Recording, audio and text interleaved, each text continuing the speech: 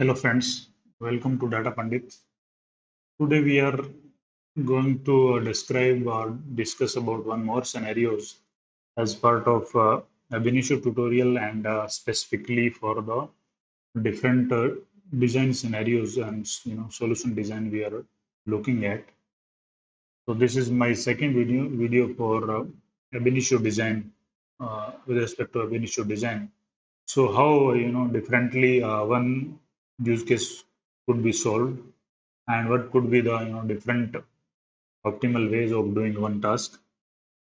So let's talk about these scenarios. So this is a very basic scenario I have took. So this is I'm at human resource data set across the you know across the globe. So there are organizations spread across the globe. It's an international organization and organization HR department has to maintain the data. And the report out of this data, which or the aggregated data they want to store in some type of queue or probably some data warehousing application.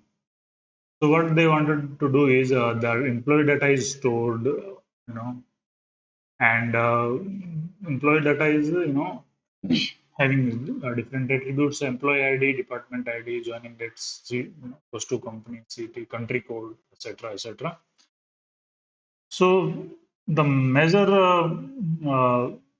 feature of this data set is it's a huge data set, and also as we know, so any organization may not be spreading evenly across the globe.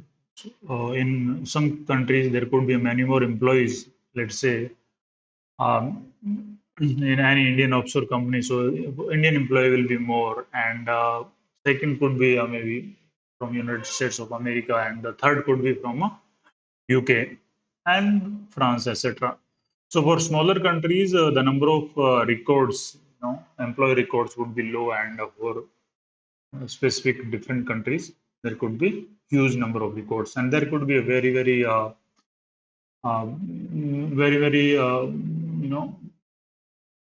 wider difference between the number of records. So in those sense, data set is very skewed, highly abnormal, and but these kind of scenarios could occur in multiple use cases or multiple projects and multiple domains. Maybe the particular consumer record telecom department, you know. So this could be a problem of telecom domain, and it could be a problem of insurance domain. Let's say the policy details are stored. Whenever an employee calls the agent, and the policies start then and there, and so in different ways the policy detail would be stored for a particular consumer, right? So this use case could be related in many ways for many organizations and for many domains. So the main basic point what I wanted to emphasize is this data is the data which is very huge, and this is very skewed because we are going to roll up. Basically, it's a roll up thing because we have to generate the aggregation based on some country code out of this data. So this is a roll up. So we have to do the roll up, and roll up should be on the country key, and the country key is not the data is not evenly distributed among country code. So this is the major issue, and we have the resources available. I mean, the if we look at the Abinitio as a solution providers, then there is a multiple system is available. Let's say 32 way, or if it is a production, then more than that, probably 64 ways. Multiple system is available, and we are we can employ the data parallelism capabilities of Abinitio on while providing the solution for these data sets. So let's talk about the different solutions through which we can employ to solve this problem. So the first of all, um, and one solution comes in mind is just do the roll up and give the output. And they won't use this MFS or any other things and just do the rollup. So this is a mere solution. Just for a solution is a solution. Okay, but in terms of memory consumption and in terms of CPU cycle uses, this is a very uh, this is a outset at the outset we are going to discard this solution. Okay, so this is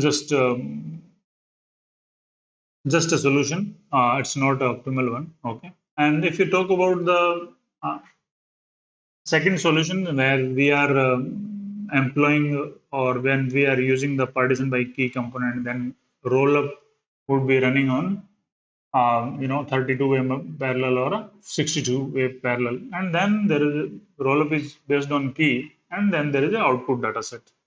So this solution is better than first solution, and wherein because we are using the Abinitio capabilities, but this is not optimal one because data is skewed and for one of the country there could be a few number of records, maybe hundreds or thousands of record, but for other country there could be 250,000 record and 500,000 record, probably the millions of employees, if it is a huge organization or if it is a huge number of policy detail for a insurance company. Okay, so in that sense we cannot actually utilize the capabilities of multi-file system or data parallelism in those cases. Okay, so if we talk about the solution number three is a little better because what we are doing is depending upon some block size, like let's say block size is a 1,000 or maybe 100 or 1,000, let's say.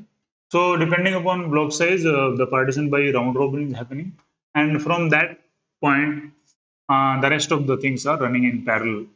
First, we are doing the roll up. We know that the partition by round robin is will not be spreading the records based on key, but even then there will be some aggregation and depending upon the random groups. Okay, because partition by round robin will be placing the certain number of same group records into the one, let's say one partition, so those number will be reduced after coming out of roll up. So in those cases we are employing the data parallelism and also we are reducing the number of records in the step number 3 right here. And then we can because we have a less number of record, then we can employ the partition by key and then roll up. Okay, so we can reduce the skewness of the data at this stage, and also the number of records would be the impact of skewness is going to be very low at this stage. Okay, and then there is a roll up and output. Okay, roll up based on the country code and the output data set. Okay, and if you talk about the solution number 4, this is also a kind of a better solution, and it's a comparative solution with the solution number 3. So wherein we can partition the data set based on partition by expression and partition by range. So basically, and then again a roll up key based on key, and then again partition by key and roll up key. So somehow we are dividing the record on step number 2 based on some expression or probably the range of range of employees, or partition by expression we are going to use maybe depending upon subcontinent level we are grouping the records, or some partition by range, let's say we are dividing the range from number of records from let's say 1 to 100,000 or 10,000, we are putting in one group or like that. So in that sense, we are utilizing the data parallelism capability, and we are utilizing the we are reducing the number of records after rollup in some sense. So these 3 and 4 solutions are comparatively good solutions. And if we can enhance this solution, let's talk about solution number 5, where we are going to use the check sort false in the rollup. So these are 3 stages. In all the 3 stages, there will be a rollup of, and those rollup will be serving the different purpose. Okay. First rollup is because we do not know about the data set, right, and how the data set it is spreading across the file or across the across the disk. Okay, so we don't know anything about this, and then what we can do is first we will do the roll up, and we are not asking for sorting the record. Whatever is available in the disk, we are asking to feed in and and do the check sort as false. If you are providing check sort as false, then what it is going to do is so whatever number of records is there in particular partition for a particular group, those many record will be rolled up, and then so in certain aspect, I mean, if we're talking about on step number two, the number of record would be reduced, and we are also not asking for sorted data. Okay, so normally we do not emphasize much on check sort. What is the use of check sorts? So this is the perfect example for check sort in rollup. So you specify check sort as false, and then randomly the rollup is going to do its own work. It's going to group, but it's not going to be perfectly grouping because there is no key over here. What we were going to provide the key, but because one group could be available in different partitions, but in somehow, I mean, it's going to be reduce the number of records at stage number two. Then there we are going to employ the partition round robin on the data set. So in the second stage, because there are less number of data set would be there, less number of records in the data set will be there at this stage. So the partition round robin also will be effective in those terms. And then there will be a partition by key and rollup. So we are employing the partitioning things over here completely, and also we are utilizing the resources in optimal way. So the point is, I mean, these kind of data sets may be available in different instances or different organization and different projects. So what you have to think upon is how differently or how efficiently we could employ a particular component so that our max core memory or main memory or the CPU cycle can be utilized in a best possible way, so that whenever the organization grows, maybe at the moment that solution may not be it's over optimal solution for a particular scenario or a particular moment. But when the data grows in future, that solution will be efficient, and it's easy to maintain, and it can survive on those complex scenarios, and for a variety of data and multiple a huge volume of data. So with that, thank you so much. You can subscribe my channel, and you can spread this channel to the people who may be known to you, and also they would like to understand the Abinitio design in a more holistic way. I'm going to upload many more videos for all different scenarios. And we are going to provide the optimal solution for all those scenarios in coming sessions. Okay, thank you so much.